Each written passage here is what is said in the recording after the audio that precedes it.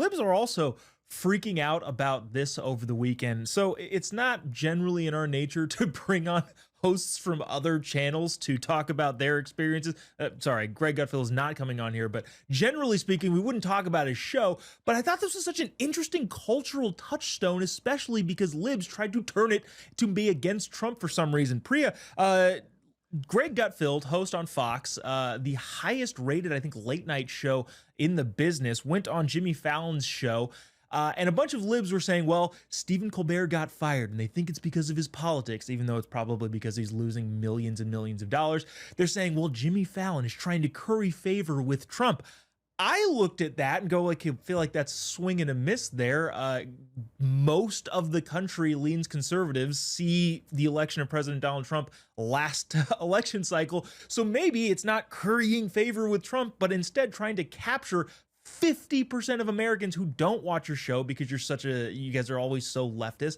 I don't know. Is that an accurate assessment in your mind? Because again, I don't think it was currying favor with the president. I think it's just a demographics like, hey, yeah, we should probably take advantage of all of these people who aren't watching by having some opposing views on.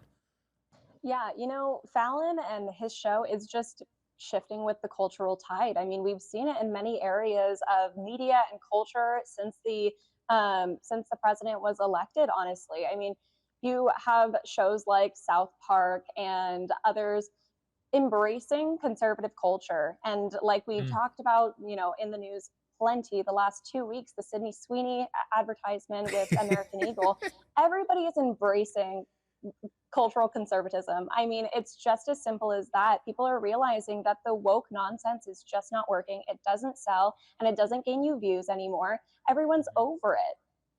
Yeah, that seems to be the case. And again, I hope they kind of continue that track. William, do you remember? I don't know if you remember it was either 2015 or 2016.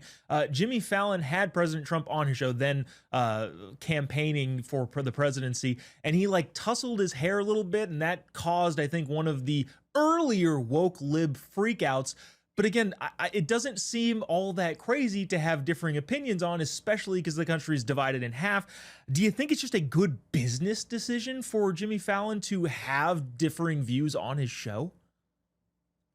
I think it is. And I think Americans ultimately are really sad that comedy has largely died. You have people like Shane Gillis that have started fighting back against some of this and are open to creating comedic, enterprises that are open to views on the right.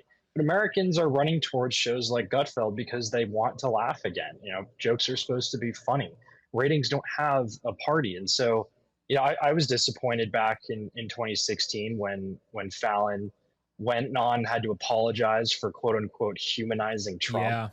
That's not what comedians need to be focusing on. They need to be focused on making people laugh and bringing joy to people's lives. And so I think, it's great that Gutfeld went on Fallon.